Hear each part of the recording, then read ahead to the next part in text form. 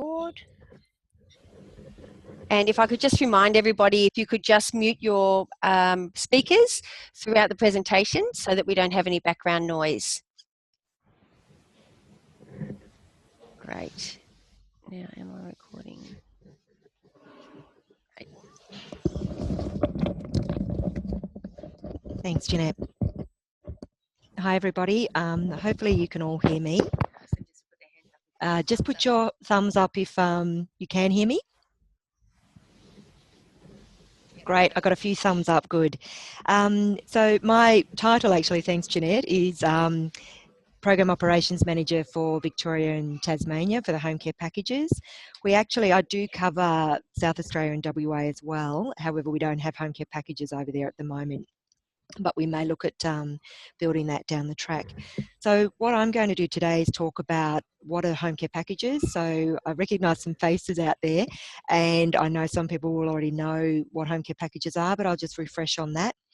What has changed with the reforms since the 27th of Feb 2017. Megan Spencer is with me, and Megan is our Senior Client Intake Case Manager, so focuses just predominantly on client intake, and she'll talk about our home care package levels, the services we provide, the type of clients that we have as well and what we would offer them. And then I will finish off with what your role is and what the next steps are, but we'll also have question time as well. So starting with what are home care packages, they're an allocation of funds provided by the Australian Government. I'll just start that again. I've got the slide up for you. An allocation of funds provided by the Australian Government enabling older Australians who meet eligibility requirements to continue living in their own home. The eligibility for packages is really around an aged care assessment. That's a requirement. The assessments are free and they're arranged through the My Aged Care portal. Once a client is assessed, they're eligible for an individual package, which are the levels 1 through to 4. We used to actually have broadbanding, which meant that clients could be assessed by ACAS for a 1 and 2 or a 3 and 4. Since the reforms, there's no longer that broadbanding, so individuals are assessed based on whether they'd be a 1, 2, 3 or 4. So if someone's condition changes while they're on a package, they'd need to be reassessed by ACAS if they want to move up a level. So what has actually changed? There are 2 stages to the reforms, and they're quite major reforms. The first one was on the 27th of Feb 2017, and that was where home care packages follow the consumer. And I'll talk a little bit more about what that means. It's around portability. Then stage 2, and there is an error on that July 2018. Initially, it was going to be where the CHSP program, the old HAC program, would merge or align more with the home care package program. Was going to initially be 2018, but I think with the reforms and the learnings that we're going through at the moment, it's really going to be, they've pushed it back to 2020. So there's a bit of planning going on and consultation in the sector at the moment on that stage. So at the moment, we're working with the 27th of Feb 2017 changes. And they're predominantly, the changes are around the portability of the packages for clients. So clients will be allocated packages and given the freedom to choose a provider. Since the 27th of Feb, I think there is approximately 500 approved home care providers. The government has made it easier for, relax the bureaucracy around becoming an approved provider, and that's predominantly for residential aged care providers who have already gone through quality standards. They may actually want to now deliver home care packages, so it's a bit easier for them to actually become an approved service provider. One of the other changes is that there's a national queue. So once a client is allocated a home care package or assigned a home care package, they'll be actually allocated on a queue, a national queue, and that national queue, it's meant to be more equitable so that clients who are of higher need or high priority will actually get a home care package based on their priority. So that's really coming from the ACAS. What'll happen is that clients are assessed by ACAS, they will go on the queue, they'll be given a letter by the government to say that you're assigned a home care package. Once they've been assigned that package, they then have to wait to see when they're allocated a package first, and then when a package becomes available, it will actually be called an assigned package for them, and they'll get another letter from the government to indicate that they've been assigned a home care package. That's when they'll get a referral code, and they can access, or they can activate that referral code on the My Aged Care portal. At the moment with the national queue, we don't have any transparency on where a client is sitting in the queue. So we have asked the government for that information, and from 1st of July, they're working on how we can actually get that information, because that will change on a daily basis. Given that the queue is obviously quite long, but it'll be about, is someone still eligible, or in fact, have they moved into residential or passed away? So that's changing on a daily basis, so it will be difficult to actually measure how long someone, or when someone's actually due for their home care package. But hopefully they'll get to that point, because that'll certainly help us manage our home care packages. So what the national queue has replaced is that we no longer are allocated places by the government through an aged care assessment round. We actually have our home care package that we had on the 27th of Feb, and from that date, anybody who has moved into residential or passed away or transferred to another provider, we lose that package. So the package is actually allocated to clients, not to the providers. And that's where they talk about it being portable. And I'll talk about that in a moment. The other thing on this slide is that the transfer of unspent funds, traditionally, or prior to the 27th of Feb, the funds actually, if a client transferred, or if they moved to residential or retirement village, they would actually the funds would stay with the provider. But under the reforms, the funds actually go with the transfer to another provider, the whole lot of the funds. If they move into residential or into or pass away, or retirement village, they will then actually, the funds are actually split between what goes back to the government, but also what will go to the estate for the client. So we no longer keep those funds. I've talked a little bit about the national queue. So as I mentioned, that packages will be allocated, and then once they're assigned, someone will come off the queue. There'll still be a capped number of home care packages out there, approximately 78,000 of them nationally. And we've talked about the rest of those, so we can move on to the next slide. So the package portability, the clients obviously have a lot more choice and control over what they do with their package. So if they're unhappy with the provider, they can nominate to move to another provider. Since the 27th of Feb, we've had 3 clients who've actually voluntarily moved to another provider, and that was around mostly about moving to a called provider. So since the 27th of Feb, we probably had about 35 exits. So 3 of them have been to another provider, but the others have been moving into residential or passing away. So we have that natural attrition. What we do is, today we're sitting at 185 packages. So we've actually grown a little bit, but we also have to fill a gap of what we had prior to the 27th of Feb. So the good thing for us is that we have got clients staying with us, which is great, and we've also got clients that are transferring in from other providers as well. We don't charge an exit fee. Some providers do, and if a provider does charge an exit fee, they need to promote that on the My Aged Care portal. So I'll hand over to Megan now, who will talk about the different levels of the packages. Hello everyone, Megan Spencer here. I just wanted to run through, I know you're all aware of the different levels, but just to give you a bit of an idea of what each level can provide for some, and who is appropriate for each level. So previously, and we need to update these slides, is a level 1 and a level 2. So now people are assigned a level 1 or a level 2 or level 3 or level 4, as such as Viv was saying. So anyone who was assessed for a level 2 previously could go on to a level 1 whilst waiting for a level 2. Level 1 is considered as low-level care needs. So someone who needs a bit of case management and some sort of level of support through, but it has got a lower budget.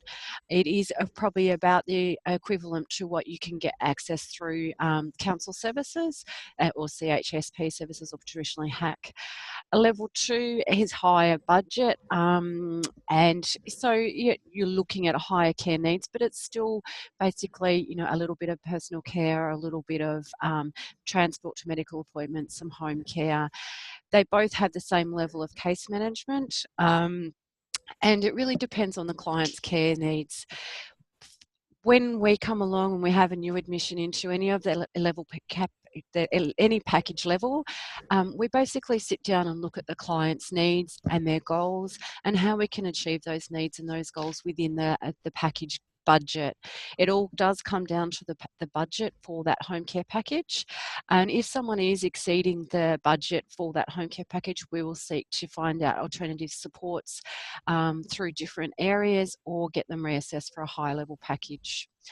Each package level, as I said, is based on individual needs. So it can be case management.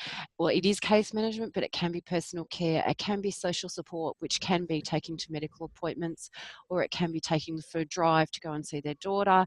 It can be equipment, can be continence aids. It can be support through shopping, meal preparation, assistance with getting meals. It really is based on the person's individual needs and goals, and it's really tricky to sort of stay with that. So then on a level 1 and 2, they are also eligible for the community home support program nursing. So a lot of our clients are accessing nursing, and that's probably where the referrals come through from a lot of the nurses in the fields. So you're already seeing those clients. They're assessed as eligible for a level 1 or a level 2, and that's when we'll come into place. When a client goes up to a level 3 or 4, they are considered as having higher care needs, and that's why they have a higher care budget. On a level 3, it's much higher than a level 2, but then a level 4 is much higher. A level 3 has a level 3 and level 4. It is really customer focused again. So you're looking at more personal care. You're looking at more physiotherapy, transport, equipment, nursing services, whatever is based upon the client's needs and goals. A level 3 and level 4, it does get a bit tricky sometimes, because if they are needing nursing needs, it does come straight out of the client's budget at full cost. So the case manager is having to liaise with the nursing staff and authorising those services at full cost. So sometimes someone might be on a level 3 or might be eligible for a level 3 or a level 4, but they actually stay on the level 2 because the cost of the nursing is too high in the levels 3 or 4 to manage on the budget. I am staying away from the specific budgets for level 1s and levels 2s because it is based on individual needs. Generally, a client does pay a daily care fee, which does go into their budget. So we do try and stay away from how much they get to spend per week because it is based on the client's individual budget and goals. Generally, a level 1 is about an hour a week. A level 2 is about three hours a week. Level 3 is about 6 hours a week, and level 4 is about 8 to 10 hours a week. But it is really depending on what they're using, what services using, how many, is the services coming in during standard business hours, or is it on weekends? Are they using it for funding equipment? So it is a really individualised budget. So we don't try and give figures, but certainly if you have got any specific client information, I'm happy to go through a specific budget for that client. Our services, so do you want me to go? Yep. So basically the way that our package care, RDNS package care set up the services that we work as a team. We have an allocated case manager per client, but then when that case manager is out doing home visits or is on leave, we have the one phone number, so the client will contact us through the CSE. The CSE will try and get in contact with that allocated case manager. If they're not available, it will come through to our service coordinator or another case manager. We all have the same notes, same systems, so we're always able to follow that up. If there is an urgent issue coming through, it'll get escalated to a duty case manager who will be able to follow that issue up immediately. So as you're all aware, our customer service centre has 24/7 service, and we're able to access the national language line for any of our non-English speaking clients. If a call comes through out of business hours, the customer service centre is able to follow up, and then we get notified to follow up when on our return during business hours. I think that's all there. Our clients. So this is just a snapshot of, how we can target our home care packages to meet a client's needs. So we're not doing only the traditional personal care services and home care services that, are expected through a home care package. We're looking at what the needs are, what the goals are, what our budget is, and how we can achieve it. So you can see here, the case manager organised Vera to purchase a all-weather scooter, so she was able to access the community herself and not being reliant on care workers to come in. When looking at, it was very important for her to have her hair done often as she used to, so we were able to organise a mobile hairdresser to come and see her at home when she wasn't able to access a traditional hairdresser previously. Other things was looking at accessing pet services. I mean, animals are a very important part to a client's well-being, whether it is socialisation, whether it is getting them out of bed to go put them outside. So having a look at how that person's importance of their animal is to them and how we can support that within the package care guidelines. There are a lot of things that, a lot of grey areas within the guidelines. There are very specific excluded items that we are unable to pay for out of the package, but there are a lot of grey areas that the case manager, who is an expert at exploring those things to meet the client's needs and goals within the rules. Now I'll hand back over to Vivian, who will talk about your role as RDNS. Thanks, Megan. So just on this slide, what we're looking at is that your role can really be about promoting the home care package program.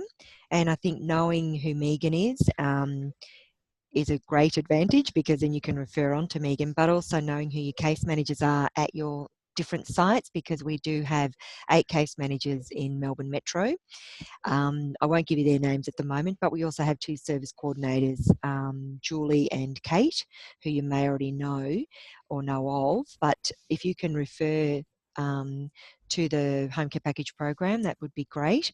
The other thing is you can also support your clients to go for be assessed by ACAS if you wanted to refer them on, and then ask for RDNS as their preferred provider. I've mentioned about Megan and also the case managers and service coordinators. The other thing is that the government is sending out multiple letters to clients, and they have done a bit of a survey finding that some clients don't actually understand the letters. They may not even open the letters.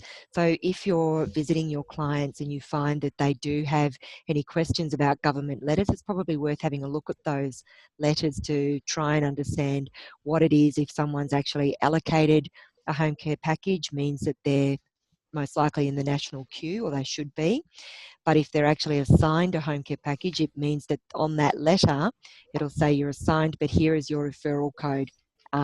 So that referral code can be activated by someone contacting My Aged Care for the client, or letting us know, and then we can follow up. The other thing down the bottom there is really about refer as much as you like to RDNS home care package program, because our doors are open. Basically, we're not restricted anymore and we don't have a wait list. We're certainly looking at clients, if they are allocated a home care package, to be in contact with them, and yourselves being in contact to say that if you do get that assigned letter, then we can help you with the next step. So I think for your clients, it's about supporting them and helping them to navigate the system, because I think that the letters that are going out can be a little bit confusing. They also come out at different times, probably not the time necessarily in the sequence they're meant to. And we also have had a few glitches with Medicare and My Aged Care not aligned appropriately. So some clients are actually getting a letter to say that their package has been removed when in fact it hasn't. So if you do come across any confusion for any of your clients, do let us know. We can follow up with My Aged Care for them. But it's just being aware of what you might be looking out for if someone you think might be eligible for a package. If they haven't been allocated a package, certainly refer them on for an assessment.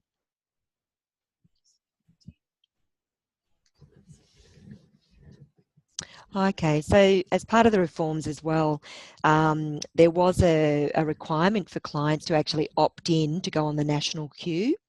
So they would have received a letter indicating that from the 1st of July 2016, anything prior to that, you had to actually opt in to go onto the national queue. And if you didn't, you won't be on the queue. So if you've got a client who is from, let's say, March 2016, who thought they were eligible for a package, if they didn't contact the government and opt in, then they won't be on the national queue. It'd be good to actually contact My Aged Care for them, or let us know. We can contact My Aged Care and they can go on that queue. They won't necessarily have lost their assessment or their place. They just may not have gone on the queue. And a lot of our clients apparently didn't opt in because they weren't aware that there were about 3 or 4 different letters that did go out just around December 2016, and they weren't easy to understand. So if you do find anybody with a letter, I would be encouraging them to either show you the letter so you can have a read of it, and if it's not clear what the instructions are, then I'd refer it on to Megan or a case manager. Okay, so the other thing is if they don't have a letter but they think they're eligible for a package, I would be encouraging them to ring My Aged Care. So the next steps, we'll have question time as well, but I've got Megan's email address there that you can email Megan any questions that you've got, but also if you've got any referrals. We do get referrals through the My Aged Care portal, but a lot of our referrals at the moment are coming from the nurses and word of mouth. So strongly encourage you to follow up with who your local case managers are, but also send anything on to Megan. So do we have any questions? I'll pass this on to Jeanette.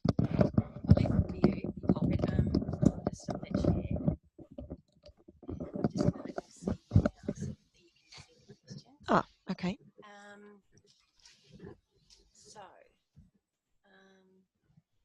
What you could ask them to do is just maybe just type through any questions or just unmute yourselves if you've got any questions.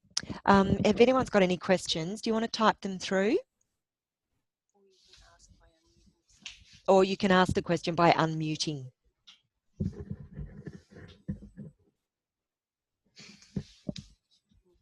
I have a question, Shirley Brumley. Yes, Shirley? I can, Shirley, yes. Yeah, just wondering, how do we know who our local case managers are? That is a good question. We've moved on to Connect, but on Connect, when you go to service delivery, you can find the home care package program. And under that home care package program, there's a link that takes you back to Pulse at the moment for a lot of our program. But in there, you'll find the case managers, the list of case managers. What site are you at, Shirley? South site. So the only case manager at the South site is Elizabeth Turner. Okay. And if you wanted to contact Liz, she works on a Monday, Tuesday, Wednesday. And then on those other days, you would contact probably Kate Dennison, who's the service coordinator for the program, or Julie Stevens, and they will find a duty case manager on the days that she doesn't work.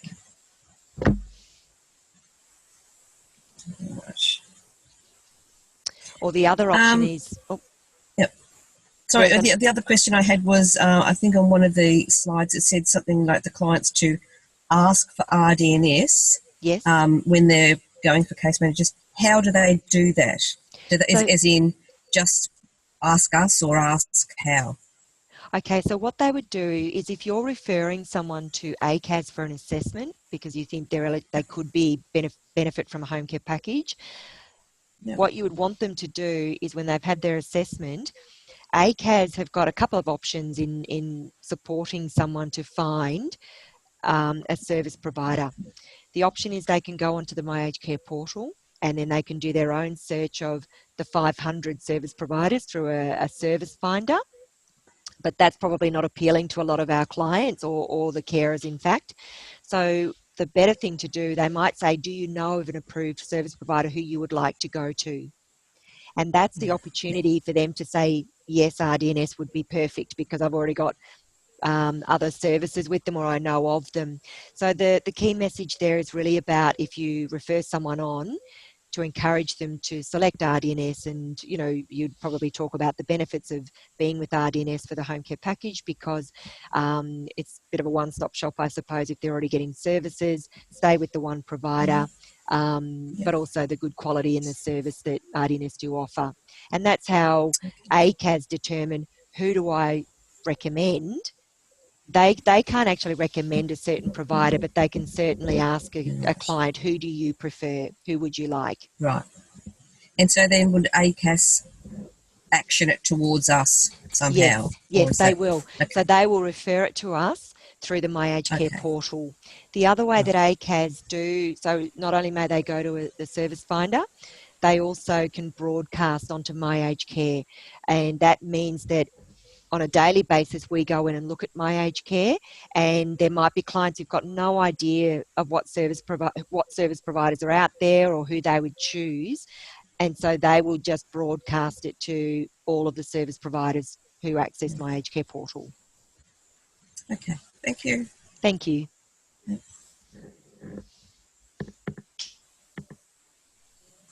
Any other questions?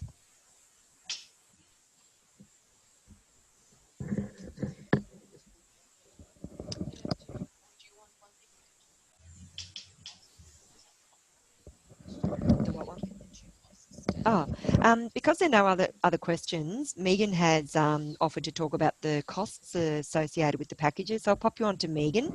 Might generate some more questions, but it probably is quite informative. Hi everyone.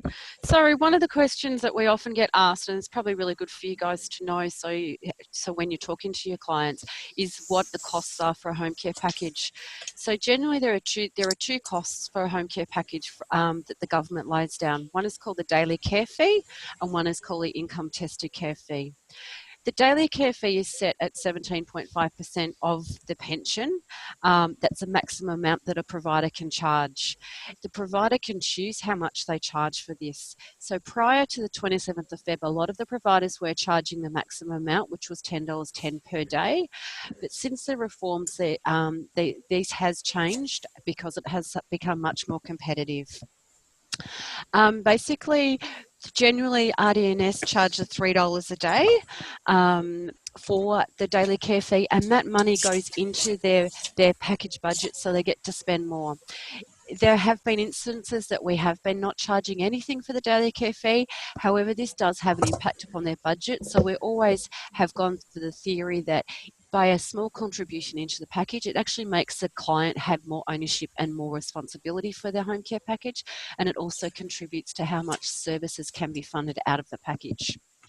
The other cost, and this is quite a tricky one, is the income tested care fee. This is assessed by Centrelink and is a compulsory charge if anyone is not on the pension.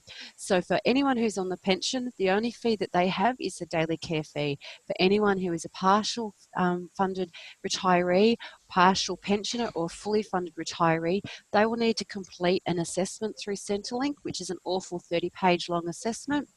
And then Centrelink determines how much they have to pay towards their home care package.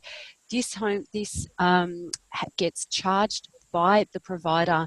So Centrelink reduces the amount of money they give to us for that client, and we have to charge that client the amount of money. So when it comes to for a partial pensioner, it is capped at about $5,500 per year, and a full pensioner, it's capped at about $10,500 per year. if you calculate that down for a person on a level 2 package, they're actually, and they're a fully funded retiree, they're actually paying more for their package than what they're getting out of the package. So what you may find is some fully funded retirees, and what we're finding now, especially in some areas more than others of Melbourne, they're actually not even accepting a level 2 package because they're paying more for the level 2 package than what they can get. It does become tricky because these clients may need case management, but they're not wanting to pay for the case management when they, On level 3 or level 4, certainly if they are fully funded retirees, it is value for money, but level 1 or level 2, if they're a partial pensioner or a fully funded retiree, it's doubtful over it. That's often a really good question. That's the first thing when I talk to the client for the first time. Often what the client gets to talk to is what they want is, how much does it cost me, how much do I get, and what case management arrangements do RDNS have, because they are ringing around providers.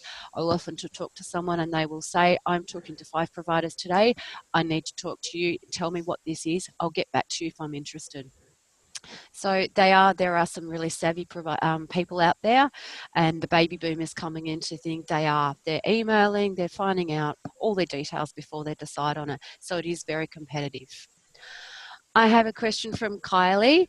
What about DVA Gold Card clients? Do you charge the client every time a case manager talks to the client, and does it come out of my package? No, we have a flat rate for case management charges across all, or each package we charge a different rate, but it is a flat rate, so it doesn't matter how many times the client contacts the package care team, they still get charged at the same rate per week. We have 2 different levels of case management. We call them basic case management and comprehensive case management. If a client is able to manage their day-to-day changes, service providers, and they don't need a lot of case management, they may opt in to have basic case management arrangements, which means they get charged less case management fees, but it means that they have to have that day-to-day organisation for the home care package services. If there's someone who is not able to manage those, their home care package, the budget, the services, and generally about 98% of our clients are on what we call the comprehensive case management, which means that they have a case manager who is allocated to them. They access the team as many times as they want to. The team organises the services and supports based on the client's needs. So often what you'll find is people will go on to basic case management, but it is tricky, it is hard. They don't realise what the case management and the case management team do, so they opt for the comprehensive case management. Is there any other questions? Nope. Okay. So I'll wrap it up for everybody. Thank you for everyone for attending. I hope that has answered any of your questions. Feel free to get in touch with me via email, phone, drop in and see your case manager in the site. They're all there. We're all nursing, allied health backgrounds, so we've got that sort of expertise and skills, but we understand how difficult it is to navigate the system and how difficult it is for us, let alone our clients. So feel free to just pop us an email or come and talk to us, answer any of those questions, and let us know if we can any help. Thank you for attending, and good luck. Thank you. Bye-bye. Thank you.